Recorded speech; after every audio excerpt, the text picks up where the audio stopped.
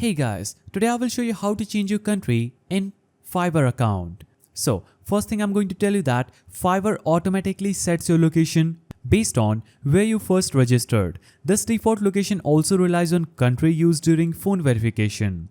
Now, when you move and want to change your country, log in and ensure that you are actually in the new country. Then verify your phone from that location, that is with the new number or SIM, and Fiverr should detect the change and update your country automatically. This may take a few logins. Now, if it doesn't change automatically, contact Fiverr customer support via the help center.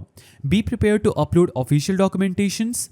Then, in some cases, support may require the documentation to match your own name, not the family members. Now, common issues users face is that the drop-down menu doesn't appear. To fix this, clear cache, refresh and try another browser.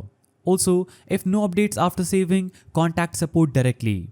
And if there's a mismatch in phone verification, complete successful phone re-verification. So, in conclusion, Fiverr sets your country based on registration IP and phone verification. To change it, log in from the new country, re-verify your phone and the system should auto-update.